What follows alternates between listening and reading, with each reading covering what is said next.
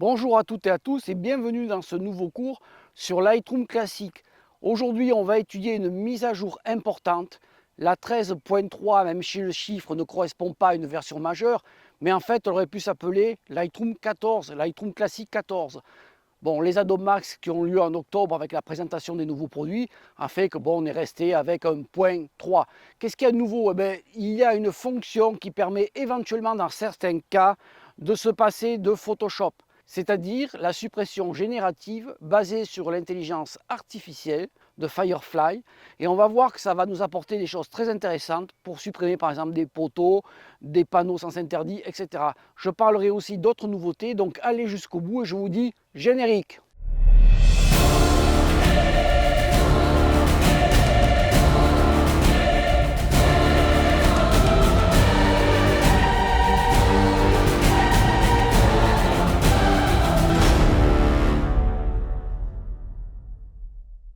Bon, on est de retour au bureau et maintenant on va essayer de manière pratique cette nouvelle version de Lightroom, version 13.3.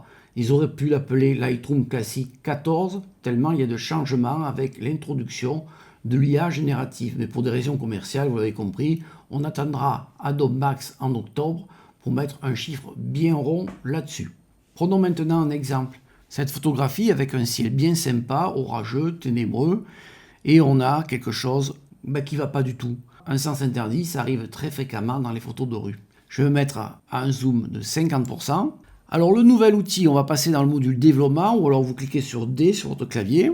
Et ici, on voit que l'outil corriger a été remplacé par supprimer, toujours le même raccourci. Nous avons les anciens outils. Eh bien, on va venir avec, par exemple, un pinceau un peu large, corriger la partie et on va lâcher. Il analyse. On va faire un 100%. Barre d'espace pour avoir la main.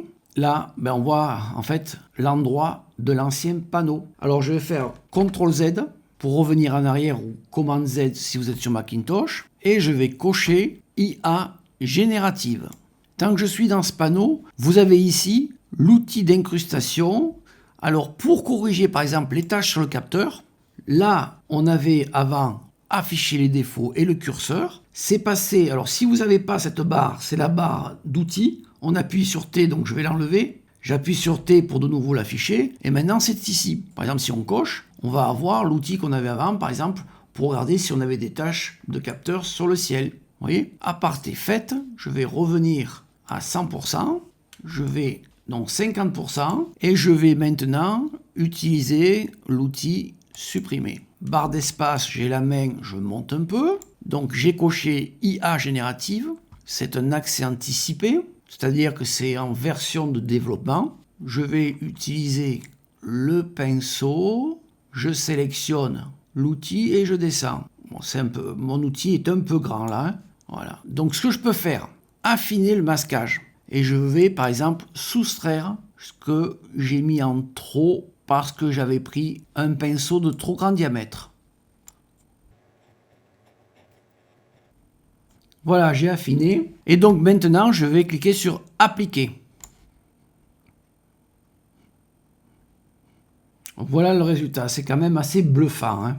Alors bien sûr, il nous a indiqué qu'il y avait donc la possibilité d'améliorer. On va cliquer pour regarder un petit peu. Donc on voit que dès qu'on clique sur ce bouton, on a de nouveau le masque et on peut, comme on a vu tout à l'heure, ajouter, soustraire, etc.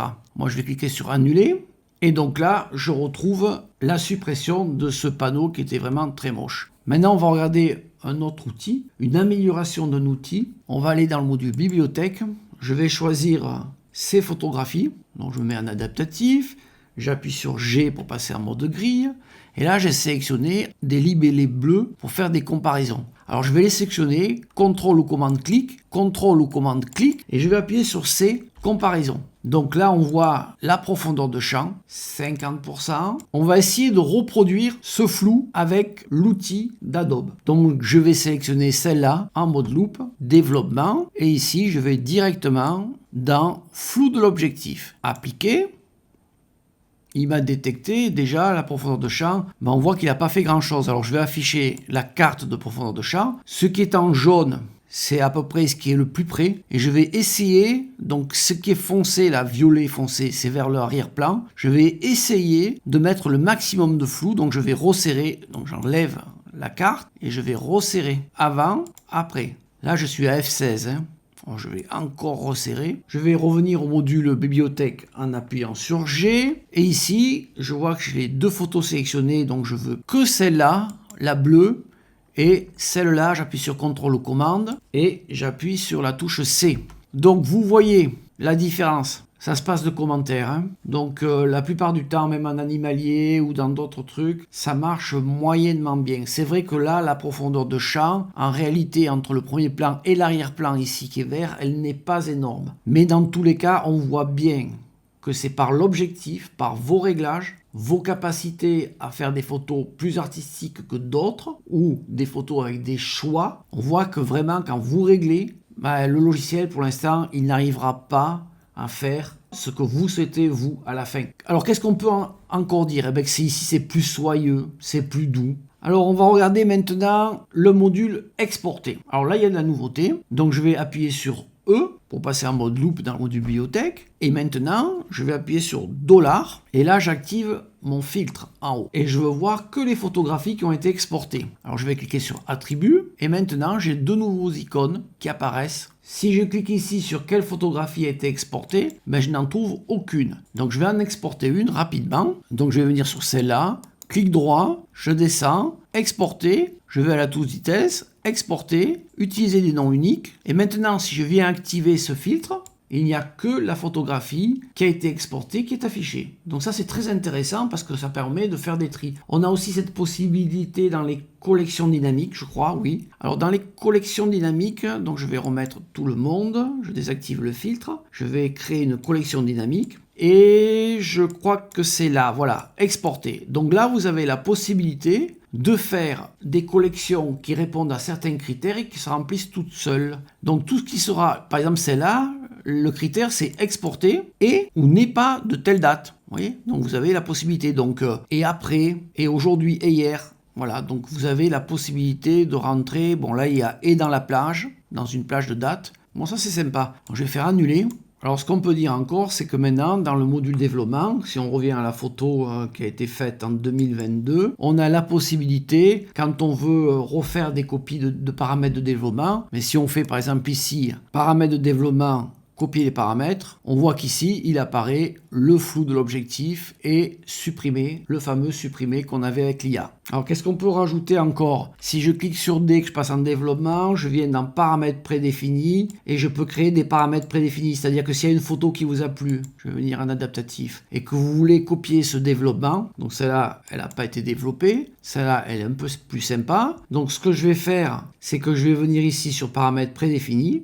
Et si j'avais donné sur cette photographie une profondeur de champ beaucoup plus réduite, eh bien je vois qu'en créant un paramètre prédéfini, maintenant, j'ai la possibilité de cocher également flou de l'objectif. Eh bien on voit que là, on a un point rouge. On va profiter de cette occasion pour regarder. Donc je vais faire annuler, je vais cliquer sur masque et en fait, il faut que l'intelligence artificielle refasse un calcul de mise à jour pour faire un bon masque. Donc je vais cliquer ici sur ce calque et en faisant clic droit, je peux mettre à jour les masques. Vous voyez, c'est rouge, mettre à jour les masques IA, analyse, et ça passe au gris. Eh bien, qu'est-ce qu'on peut dire en gros, en conclusion? D'abord, premièrement, faites des photos dès le départ qui soient les meilleures possibles. Si vous avez la possibilité d'avoir une profondeur de champ réduite, eh bien, utilisez-la, approchez-vous du sujet, jouez avec une grande focale, ou alors utilisez un diaphragme plus ouvert, parce que Lightroom aura du mal à corriger quelque chose que vous avez fait mal au départ. Donc, composez, réfléchissez, utilisez les bons réglages, ça reste vraiment indispensable. Deuxièmement, qu'est-ce qu'on peut dire? On peut dire que ce problème de logiciel basé sur l'intelligence artificielle générative, ça pose quand même des soucis au niveau déontologique. Ne serait-ce que les concours, les grands concours. On doit remplir des chartes éthiques en respectant certaines règles pour ne citer que Monty Ander, où là, ils nous disent de ne pas utiliser de produits IA basés sur la génération. Ensuite, peut-être que les concours devront s'adapter avec les fichiers avant et les fichiers après. Pourquoi je dis ça? Parce que tout le monde va utiliser ça, et devant une déferlante, devant un flux très important de photographies qui seront proposées, ils n'auront pas d'autre choix que de dire, bon, jusqu'où vous êtes allé dans le remplissage génératif. Et éventuellement, conclusion des conclusions, c'est vous qui avez les atouts quand vous déclenchez, et pas l'IA, parce que c'est vous qui souhaitez une photo et pas une autre. Et l'IA ne pourra jamais penser à votre place. En tout cas, pas à la place de vous-même. Si vous voulez en discuter, laissez-moi un commentaire.